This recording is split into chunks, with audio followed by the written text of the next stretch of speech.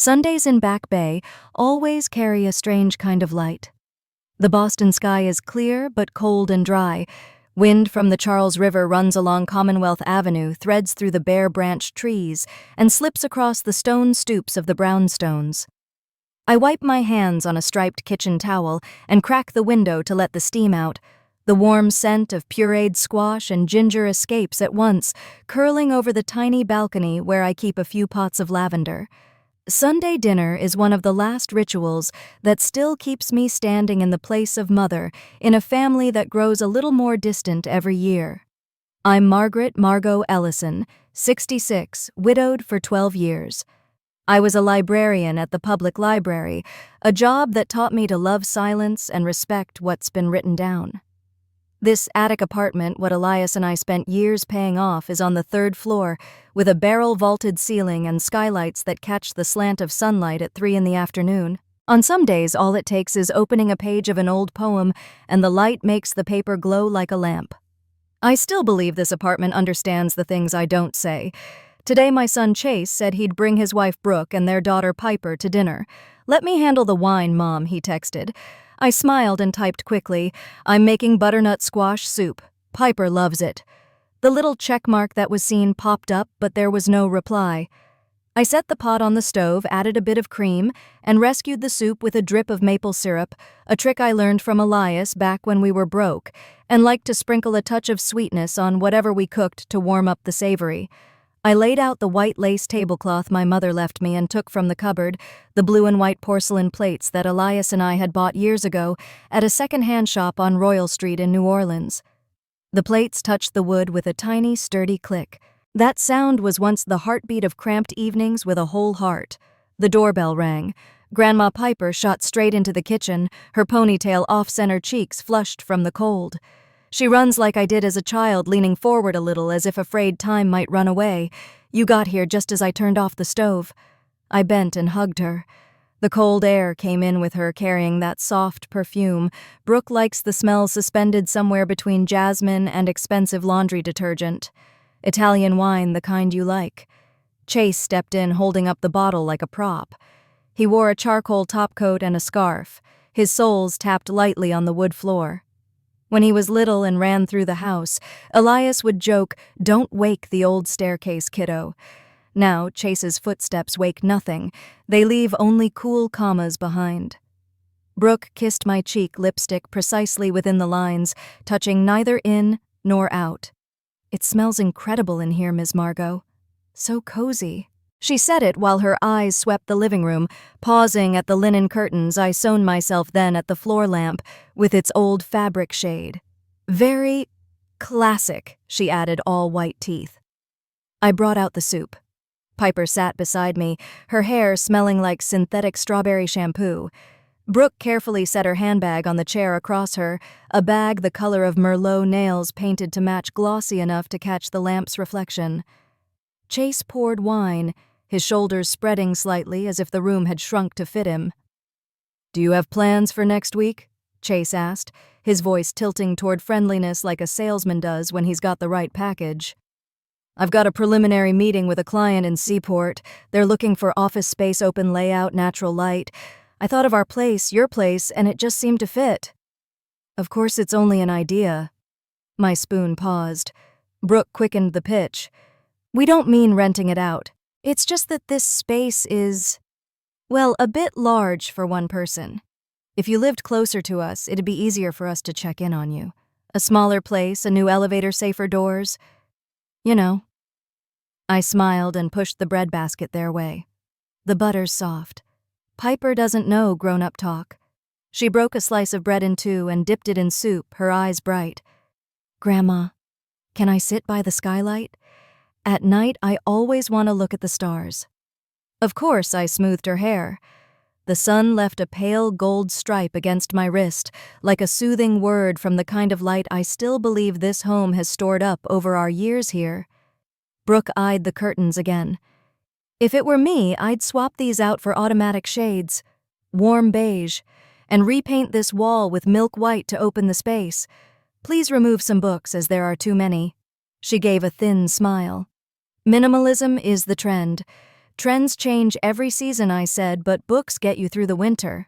I said it lightly as if pressing a watermark. Chase chuckled. Mom always has a line. The meal passed with questions that sounded like care. Do the stairs tire you out lately? Do your hands tremble opening the window? Do you startle awake at night? Questions that placed just so read like a survey. I noticed how their language had already shifted its target. The apartment was no longer Mom's home, but a functional concept readily swappable like a catalog of interiors. In the kitchen, I washed dishes, warm water poured over my dry knuckles. The almond-scented soap reminded me of Elias using his old excuse whenever he skipped dish duty to keep your hands soft. Brooke stood in the doorway without stepping inside, leaning on the frame, stroking her nails. Have you thought about moving closer to us? Jamaica Plain has a few new buildings which are very convenient. I said I was thinking about changing the stairwell bulb, watching her straight hair reflect the kitchen light, the Philips Energy Saver. She smiled thinly and stepped back. This house is solid, just a few tweaks and it's a dream. She left the kitchen before the sentence fully landed. From the living room came Chase calling Piper to watch a newly posted video, the little girl's peals of laughter and the balcony door opening. Wind rushed in, rustling the curtains. After dessert, some cinnamon-baked apples, I cleared the table quickly. Brooke left her handbag on the chair. I meant to remind her for a moment, but my hand moved on its own, reaching for the strap to tuck it out of the way. The zipper was open a finger's width. At my age, instinct is mostly the instinct to keep your house tidy. I drew the zipper up and stopped. A corner of stiff white paper stuck out. I don't like going through other people's things, but that paper had fine black grid lines that felt exactly like the sensation I'd had for weeks, as if someone were standing outside my door counting steps, measuring walls.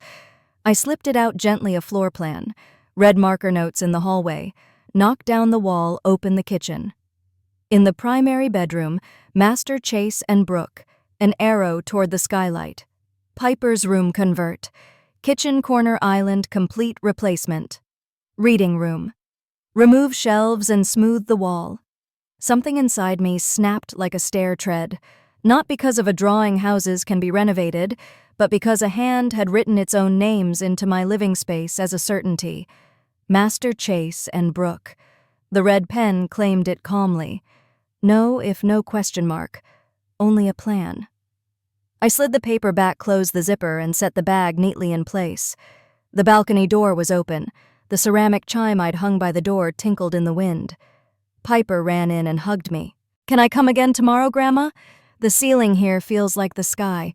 Tomorrow I have work, I said, pulling her close, breathing in the fake strawberry scent of her shampoo, my eyes suddenly stinging. But if your parents agree, I'll come to your house for breakfast next week. Just tell me what color the sky is over there. Brooke already had her coat on, smiling a smile that never reached her eyes. Chase came to put an arm around my shoulder, the ceremonial hug. I'll leave the wine. Sip it slowly. I know you appreciate good things, Mom. I nodded, no sense dropping an evening into a void. The door shut. Their shoes clicked away on the stone steps. I leaned against the wall and listened to my heartbeat fall off the rhythm by a beat.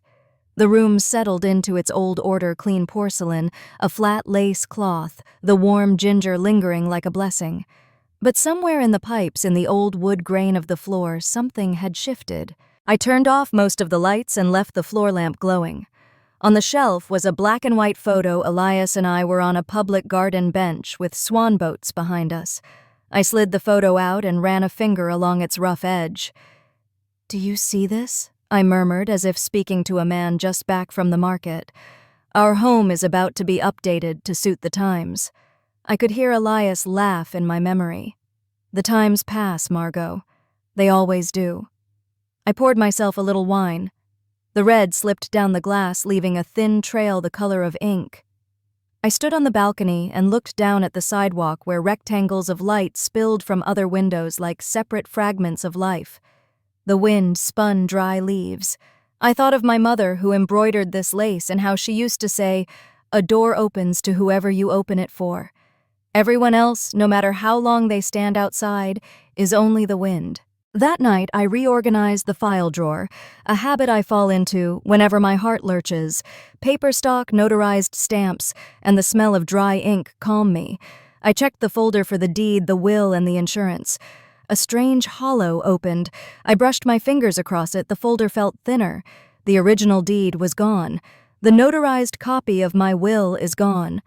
Paper dust clung to my fingertips, cold as metal. In Boston, the wind likes to rise after 10. I listened to it slide through chimney flues and whistle the window seams, and I knew that from now on I couldn't pretend I hadn't heard. I picked up my phone, opened contacts, and stopped at Ava Caldwell, the attorney I knew from years back when the library had to refresh a bequest of old books. I didn't call not out of hesitation. I wanted one night's sleep before I began a new notebook, the notebook for events. I pulled out a chair, took a hardback journal, and wrote on the first page Commonwealth Ave House Log. Below it, I added the date and time. A summary of the dinner. The little things said the drawing in Brooke's bag, the space in the file folder, even the ginger still hanging in the air, because I know scents are witnesses too. I closed the journal, blew out the scented candle, and before going to bed, I turned to look at the kitchen again. The kitchen that has helped me cool so many angers with cold water and warm so many griefs over a low flame. I whispered, "Tomorrow." Then I locked the door. Please subscribe, and comment the name of the city you're listening from so I'll know how far this story has traveled. 3 days after that dinner, Boston's rain poured without end. Each drop beat against the living room window like someone patiently knocking, repeating the same question I wasn't ready to answer. The apartment sank into the scent of vanilla candles and a heavy quiet. I sat at the desk and went through the stack of papers in the steel filing cabinet. It was an old habit from my librarian days, I believe in, order in the idea that if everything is put in its proper place, people get less tangled inside. But that night when I pulled out the blue folder labeled Assets, Commonwealth Ave, I could tell it was thinner. The two most important documents, the original deed to the apartment and the notarized copy of my will, were no longer there. I sat still, staring at the space as if it were staring back. The feeling wasn't loud like fear. It was dense, damp behind a wall. I tried to comfort myself, perhaps I'd left them somewhere when I renewed the homeowner's insurance. But no. I'm careful. I even sort every paid bill by month. I didn't sleep that night. I lay listening to the wind hiss through the skylight seam and the groan of old pipes every time someone in the building flushed. And beneath those familiar sounds, another noise played in my head. The squeak of red marker on Brooke's floor planned the words, Master Chase and Brooke, still stamped behind my eyes. The next morning when I went down to buy coffee at the corner shop, Raymond, our night doorman, smiled at me. "Ms. Ellison, I ran into your daughter-in-law yesterday. She asked if we could make an extra key for your mailbox. Said you'd asked her to help with your mail because your hands have been weak lately." I looked up. "I didn't ask anyone." He scratched his head, embarrassed. "I thought it was odd, but she spoke so nicely and she knew your unit number. I didn't have time to make it anyway, so don't worry." I gave a thin smile, thanked him, and headed straight home. The paper cup was hot in my hand, but I felt cold. That afternoon, an alert from the bank arrived. Someone was attempting to access my account from a new device in Seaport. The warning email read, "Your social security number was used to reset your password." I remembered clearly that I had never shared my SSN with anyone but the insurer and my tax preparer. I called the bank immediately. The agent's voice came evenly through the headset. "Mrs. Ellison, we confirm a password reset request, which was blocked due to the wrong OTP. Please change your password and update all security information now.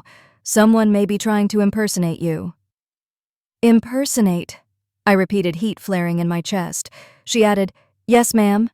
Change your security questions if you suspect a family member might be involved. Don't share anything, even if they say it's to make things easier.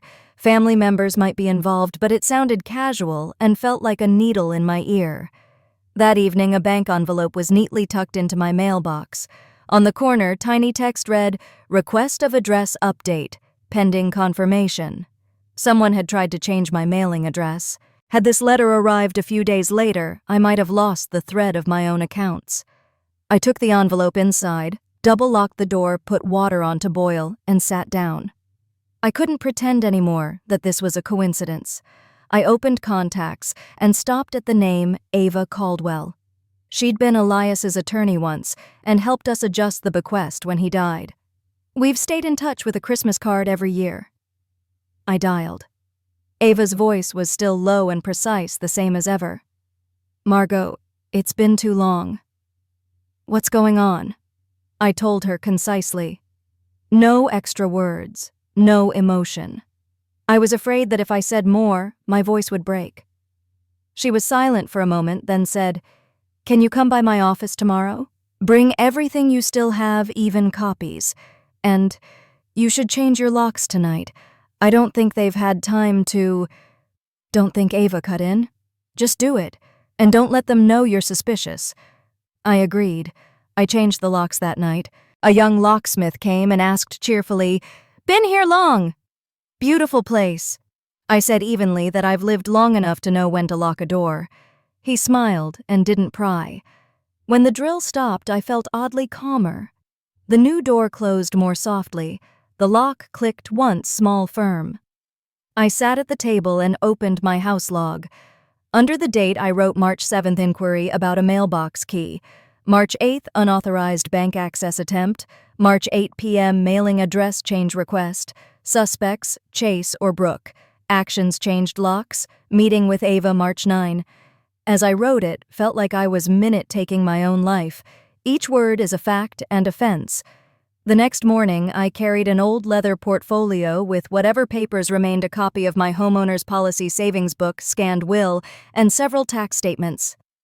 Ava's office sits in Beacon Hill, a red brick building with a wine-colored door. She welcomed me into a warm room that smelled of coffee and new paper. She let me sit and reviewed each document. She looked up when she reached the last page. Her gray eyes went colder. "I'll be blunt," she said. "Someone submitted a forged power of attorney to transfer your apartment to another name." The room shrank. I gripped the table edge to stop my hands from shaking. "What?" "Yes. The signature's fake. I noticed they used the 2018 POA form, which has already been discontinued. They backdated it to March 1st and filed online. I checked the recording system. Thankfully, the transfer was flagged and held due to signature concerns. Another couple of days, and the deed might have changed. I stared at the pile of paper, feeling as if I had slipped off a stair into a bottomless drop. Ava slid a glass of water toward me. "I'll file to freeze every transaction related to the property. We'll lock down your bank so no one else can access it. But the most crucial thing—" She paused, her eyes sharp. "As a blade is that you do not confront them. Not yet." I swallowed. "What do you think they're planning?" She sighed. "Take the house, take your name, then take your decision-making." It's a familiar pattern. I've handled a few cases like this. The difference is, this time the target is a mother. Her tone carried a chill I can't describe. Not surprise, but fatigue with something all too common. From here, she continued, "You act as if you know nothing. Smile, have dinner, and talk, usually. People who think they're in control make mistakes. I'll handle the law quietly. You collect evidence, messages, calls, and recordings. Everything." I nodded. "If they ask why I changed the locks, say the old ones broke. Please keep it simple." I touched her hand. "Thank you, Ava. I thought I was too old to fight." "No, Margot," she said. "Only people who stop believing in truth get old." It was still raining when I headed back through Boston. I pulled my knit cap down and gripped the portfolio. Each step on the slick sidewalk sounded like a metronome for a play I was forced to star in. That evening, Chase called. His voice was warm, gentle, unlike him, "Mom, I was thinking of swinging by tomorrow. I've got a few forms for you to sign. Just routine stuff to make things easier." I looked out the window where raindrops slid streetlights streaking like smeared ink. I said, "I've got a dentist appointment tomorrow another time." "Oh, I can email them instead." "No need. Hold on to them. We'll sign in person when it's convenient." "Okay. I want to help." "You've seemed tired." "It's all right, sweetheart," I said slowly. "I can still make my own coffee." He laughed softly like a snip of scissors cutting a loose thread. The call ended. I switched off the phone and drew the curtains. Outside, the rain had stopped. The building across the street glowed dull yellow, each window a watching eye. Under all the layered feelings, hurt, disappointment, fear something else was quietly forming resolve. No longer the mother who steps back when her son says, "Don't worry," no longer the gentle wife waiting for someone to protect me. From tonight on, I will be the one who keeps the door for this house and for my name. Boston's sky was the color of an old stone countertop on Monday morning. I rose early, brewed coffee, and watched the steam rise like breath from nameless thoughts. Last night brought 2 hours of sleep. After Chase's call, something in me crossed a line that won't be crossed back. I began to act as Ava advised. A silent role, no audience, no applause, but every movement and word calculated. First, I turned on the harmless mother setting again. I texted Chase to check in, reminded him to eat breakfast, and sent a picture of the leftover squash soup. He replied immediately, emojis and all. "You're the best, Mom. We'll swing by for dinner this week," I typed back. "All right, I'll do a charcuterie board." I smiled as I wrote a smile without taste. When people choose silence, they don't just hold back words. They hold back breath reflexes, trust. I learned to observe, to listen, to store. From that day, every line I spoke had a purpose. In the afternoon, I went to the electronics store and bought a tiny voice recorder the size of a black finger easily hidden in the palm. The young clerk asked interviews. "I want to keep a few things," I said lightly. I also bought a fingerprint-secured external drive. Back home, I sat at the desk, plugged it in, and created a folder called Kitchen and Memory. I saved every recording message and screenshot there. Ava once said, "The truth is the easiest thing to distort, unless you keep it in many places." I began to capture everything: Chase's texts, Brooke's photos of curtain inspo, even the late-night missed calls. I named each file with the exact date and time. The precision made me feel strangely alert.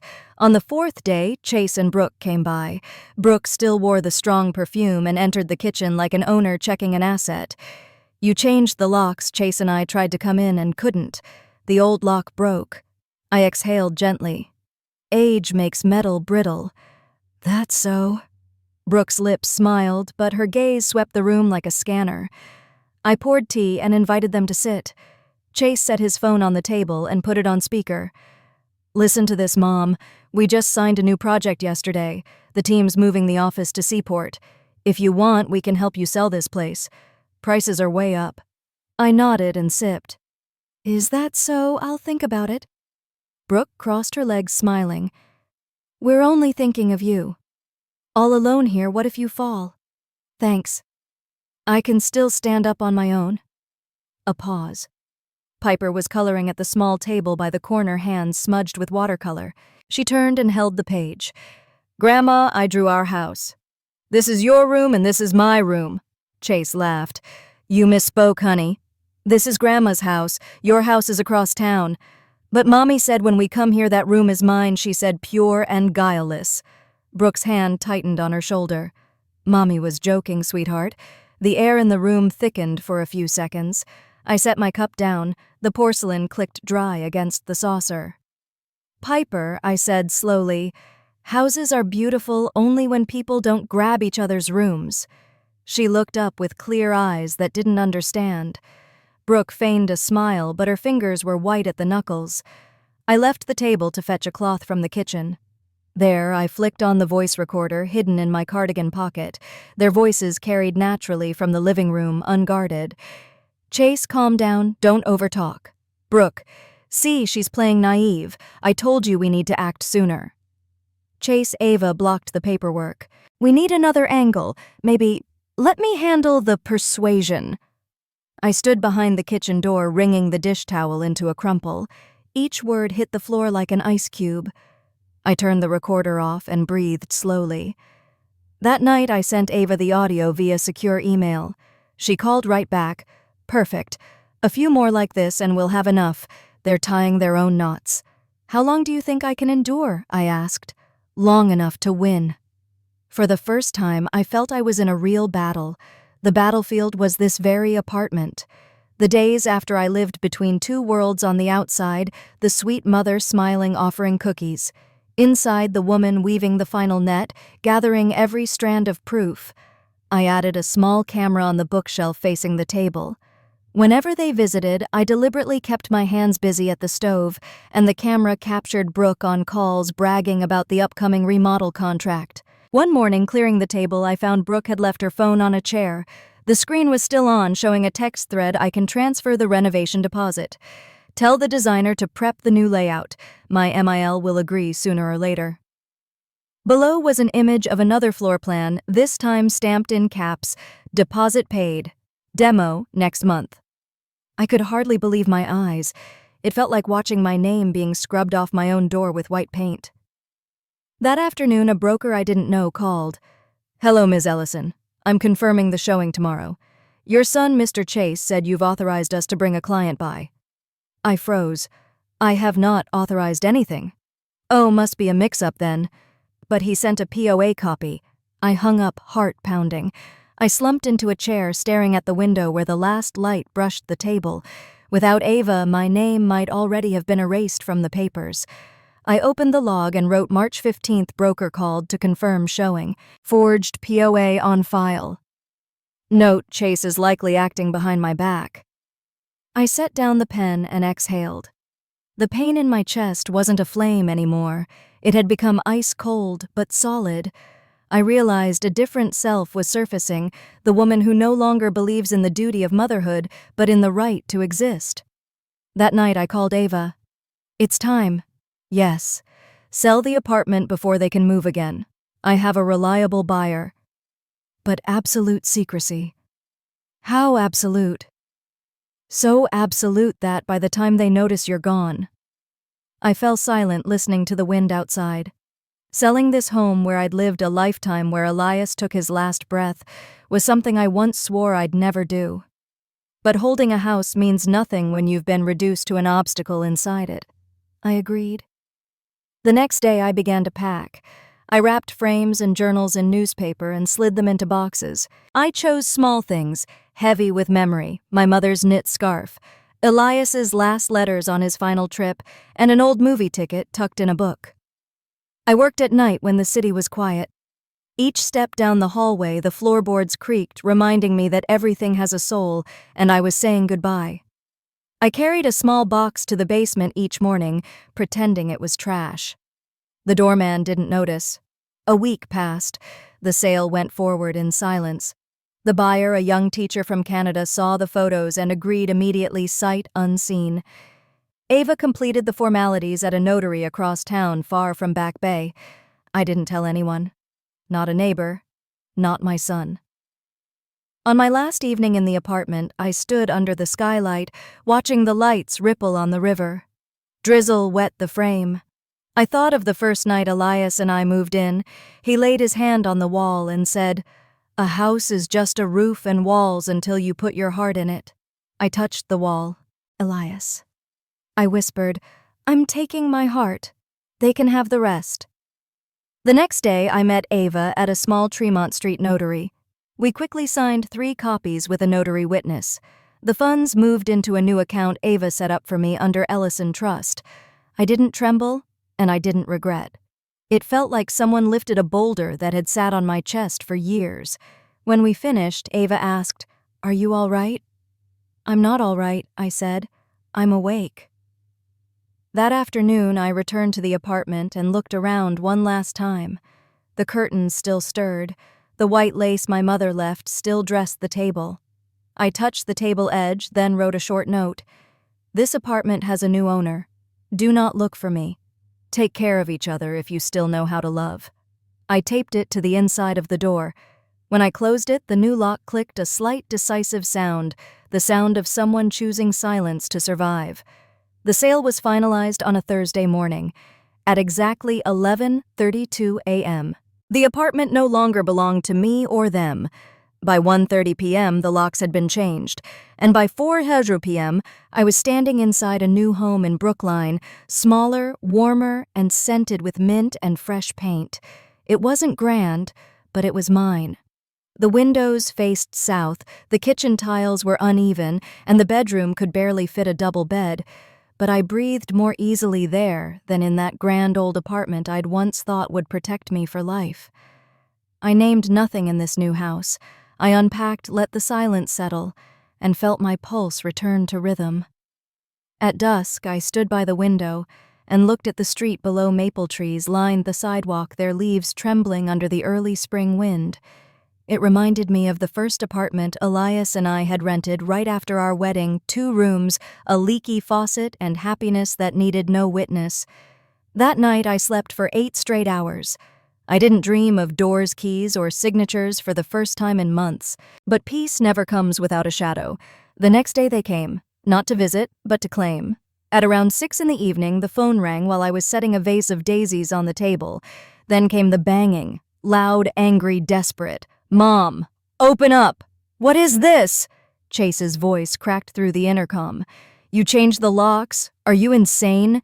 Through the slit of the curtain, I could see them, Chase, Brooke, and little Piper, standing in front of the old apartment, my former home, now with a notice taped on the door in neat print, "Private property. Restricted access." Brooke was pounding her fist against the wood, as if force alone could erase the truth.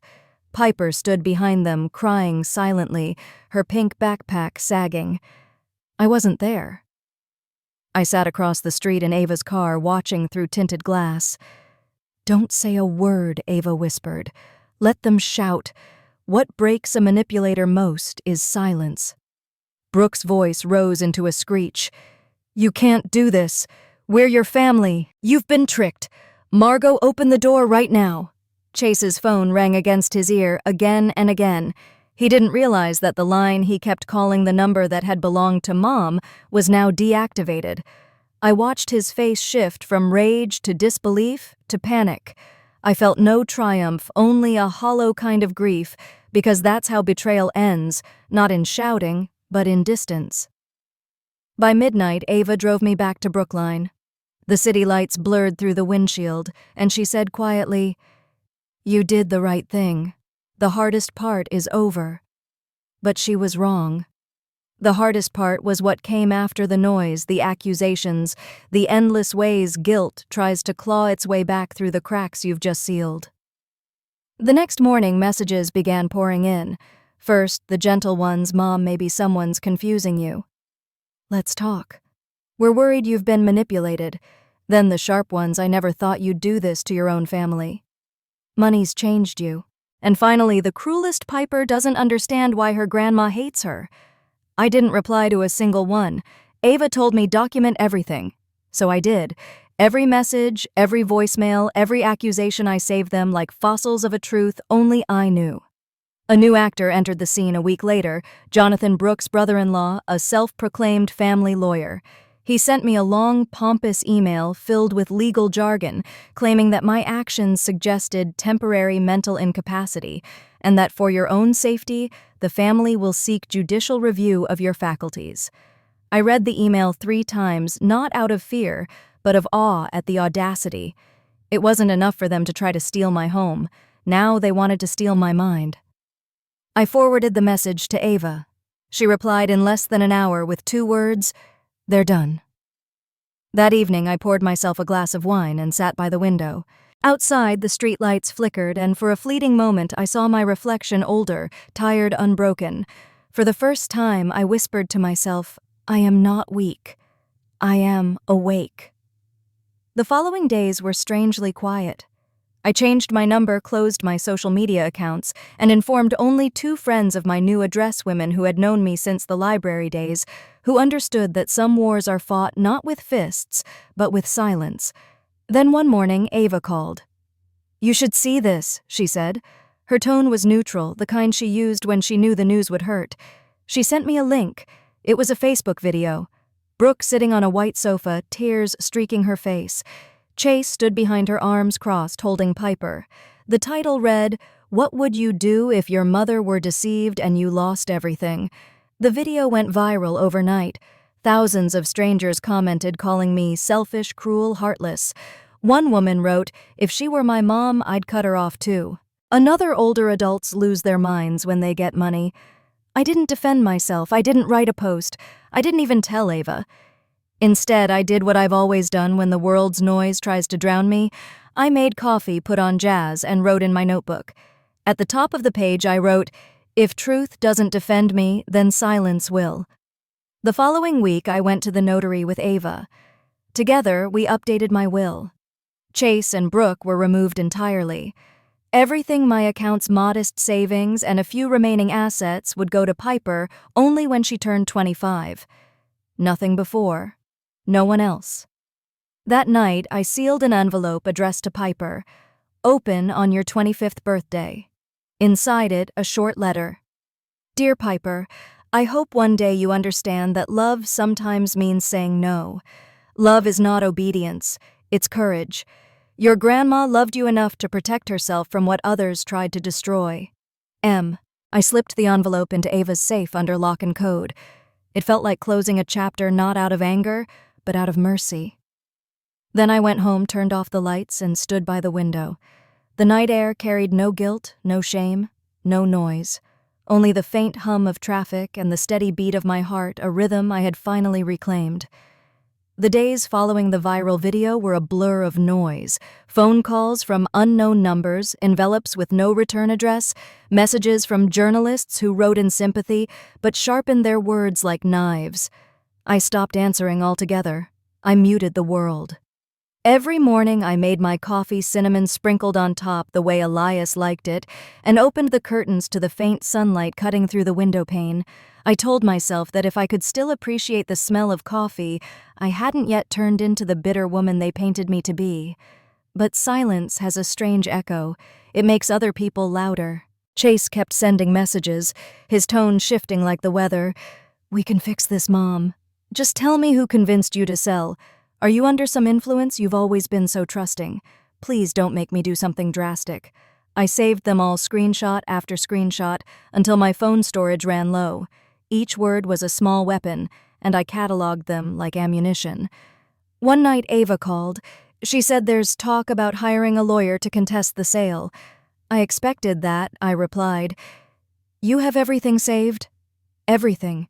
Even the voicemail from the realtor." "Good. Then let them burn their own credibility." There was a long pause.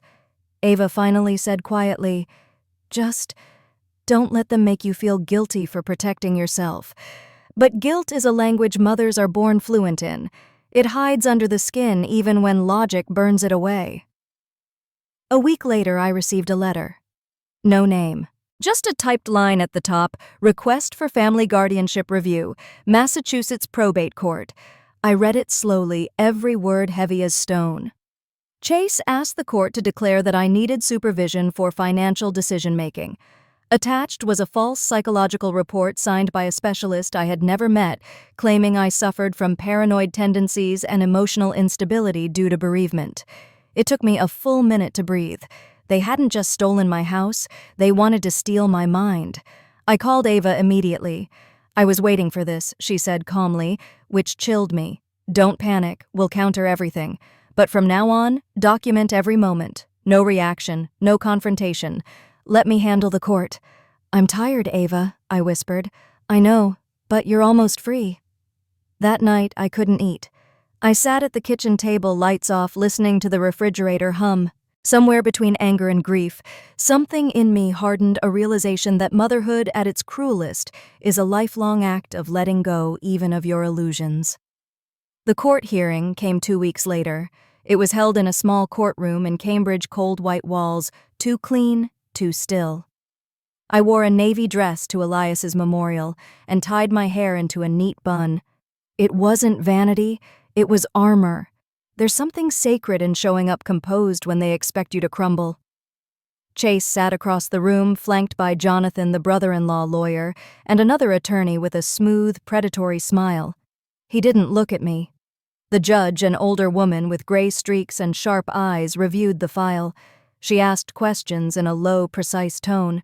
Ava answered each with calm authority, presenting document after document, my clear bank records, the notary's video of me signing the sale contract in complete mental clarity, the medical reports confirming my cognitive health, the audio recordings of Brooke's thinly veiled threats. When the judge looked up, she didn't need to say much. Her words were brief, surgical, "There is no evidence to support the need for guardianship. Mrs. Ellison fully retains her legal and mental capacities." Jonathan blanched. Chase lowered his eyes. I didn't look at either of them. As I left the courtroom, Ava whispered, "That's the sound of the truth," closing a door. Outside, the air smelled of rain and relief. I stood under the courthouse steps, feeling it wash over my face, the first honest rain after a long drought. I wanted to cry momentarily, but tears felt like a waste. I had already paid for my freedom in full. The following days passed in an almost eerie calm. No calls, no visits, no news. Ava came by one evening with lemon cake and said, "You should leave the city for a bit. Rest somewhere quiet. Let the noise die where it started." I nodded. There was a place Elias had always wanted to visit, New Orleans. We never made it there together. It felt right to go now, not as escape, but as closure. Within a week, I was there walking along cobblestone streets, lined with music that spilled from every open window, jazz trumpets, laughter life. I rented a small apartment overlooking the Mississippi River. Every morning, I sat by the balcony with black coffee, watching the slow current and the steamboats drifting like ghosts of stories older than mine. One afternoon, an older woman selling postcards asked, "Are you alone, ma'am?" "Yes," I said, smiling. She nodded. That's not always a bad thing. And for the first time in a long while, I believed it. I stayed 3 weeks. Chase didn't call. Brooke didn't write. Even Piper's silence arrived like a final blessing. I walked. I wrote, I healed. I filled a notebook with confessions I'd never said aloud. The fear of aging. The guilt of saying no. The shame of being seen as disposable. The relief of choosing myself. When I returned to Brookline, the air smelled cleaner, the light gentler. The war wasn't over, but the silence around me had changed. It no longer suffocated, it protected. Peace, as I would learn, is never permanent. It sits quietly pretending to be eternal until the past decides it wants another chance. It was a Tuesday morning. I was returning from the market with a warm bread and rosemary bag when I saw him. Chase. He stood by the fence in front of my new building, hands in his pockets, beard, overgrown eyes hollow in a way I hadn't seen before. No flowers, no apologies, just silence wrapped in exhaustion. I froze. Every instinct told me to walk away.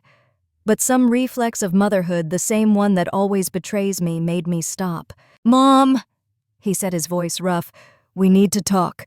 There's nothing left to talk about." He took a step forward. "Brooke's pregnant." The words hung there, heavy, strategic, poisonous. I closed my eyes for a moment.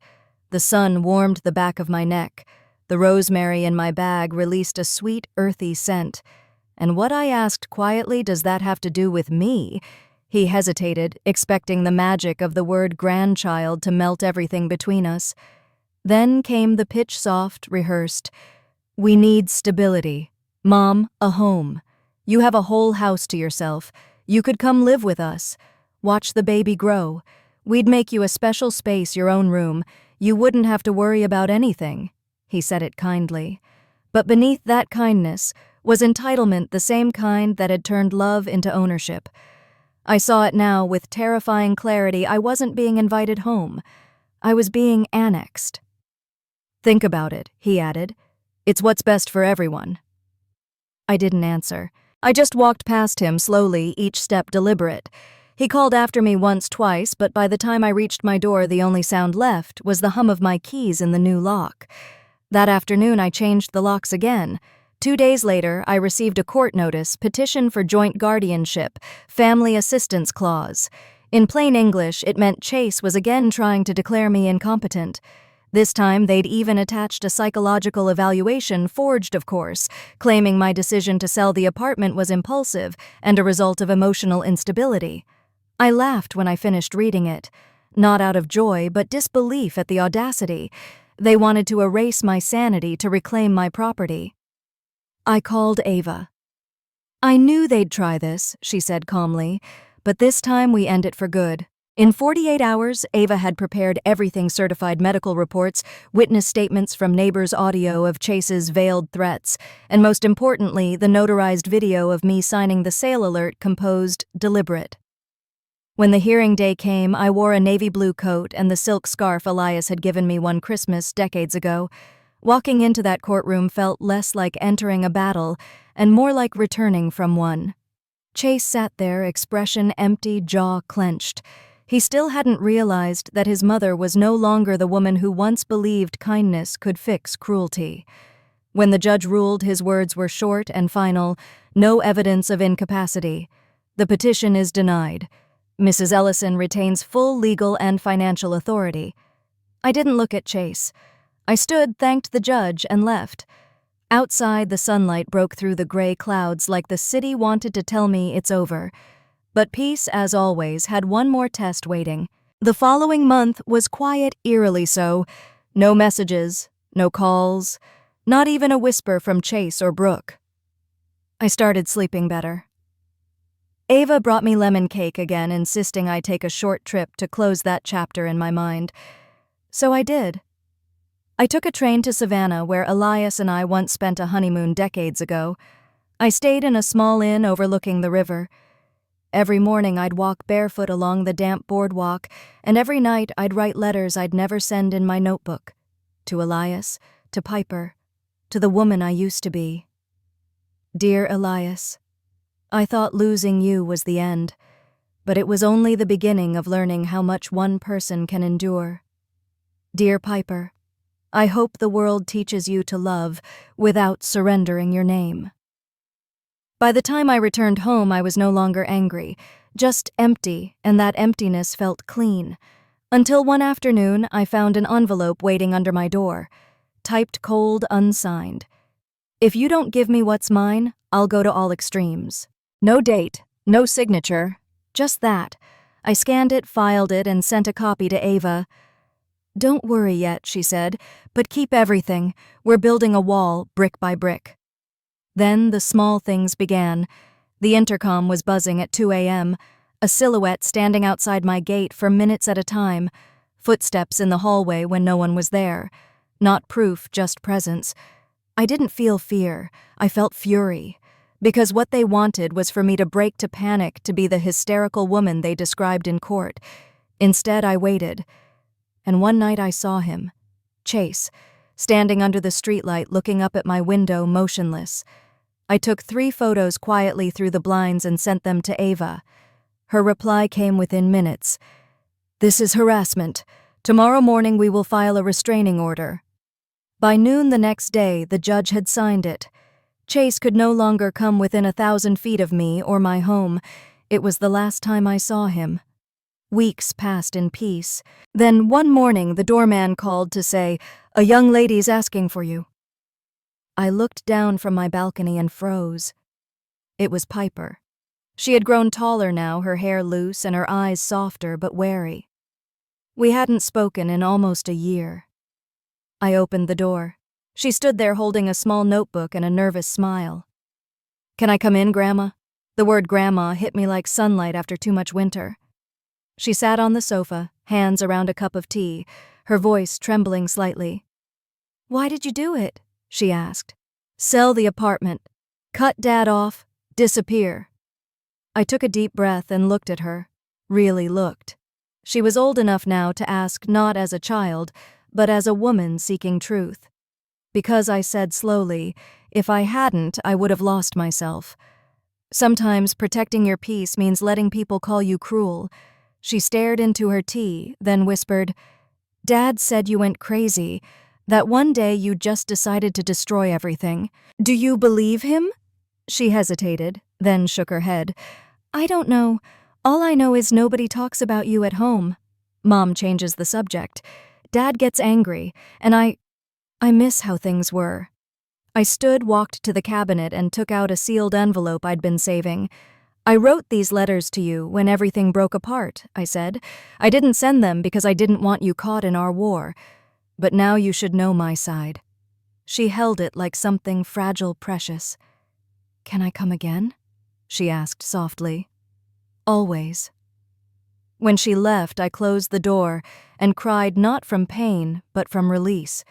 For the first time in years, I felt that some of the love I'd sown in that family had survived the fire. The months that followed were quiet again until a call from Ava shattered it. "Margot," she said, "Chase has filed a challenge to your will. He's claiming you weren't in full mental capacity when you changed it." I almost laughed. "Of course he has." She sighed. "Be ready. It'll make headlines." And she was right. The next morning, the tabloids screamed Sun Tzu's mother for unjustly disinheriting him. They used an old Christmas photo of us smiling under the tree, twisting the story into a spectacle. I didn't flinch. I'd learned that reacting only feeds the machine. We gathered every document, the notarized sale, the video evidence, the medical evaluations, and the letters to Piper. Ava organized them into a thick folder. My life became proof of sanity. On the day of the hearing, Boston was wrapped in gray rain. I wore my dark blue coat again. The scarf, the same quiet dignity that had carried me this far. Chase was there with his new lawyer, a slick man who spoke like he was performing. He talked about fragility, emotional manipulation, and elderly confusion. He described a woman I didn't even recognize. When it was my turn, I stood. My voice was calm, measured. "I am not here to defend my sanity. I am here to reclaim my story. I loved my son. I trusted him. And when he tried to erase me from my own life, I chose to survive instead of surrender. That's not madness. That's clarity." The judge listened quietly, then said, "There is no evidence of mental incapacity or coercion. The will stands as valid and deliberate." Chase didn't look at me. He clenched his jaw, gathered his papers, and left the courtroom without a word. Outside, it rained harder. I strolled through it, letting the water wash the last traces of that war from my skin. Months passed. No more lawsuits. No more letters. No more shadows. Piper visited now and then, sometimes with coffee, to sit quietly beside me. She told me she'd started studying psychology. "I have a lifetime's worth of material," she joked. We laughed softly. One day, she brought me a small wooden box she had painted herself. "For your new stories," she said. Inside were a notebook, a fountain pen, and a bottle of blue ink.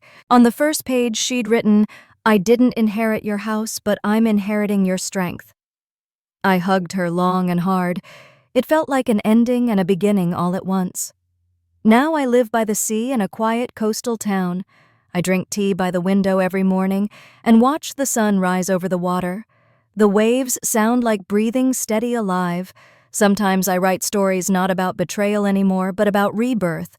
About women who learn that peace isn't given, it's built. About silence, not as absence, but as victory. One evening, as I watered the plants on my porch, the neighbor, an older woman named Julia, called out, "Coffee's ready, Margot. Come over." I smiled, nodded, and joined her. We sat for hours, talking about gardens, music, and books. At one point, she said, "My mother used to say, sometimes you have to break the house from the inside to let the sun in." Her words stayed with me. Later that night, I lit a candle, not for mourning, but for gratitude. Because I was alive, whole, free. Before bed, I opened my notebook and wrote my final line, "I didn't leave. I found myself." Then I closed it, turned off my phone, and listened to the night breathe. Outside, the sea whispered against the shore. Inside, everything was still, finally, blessedly still. And that was enough.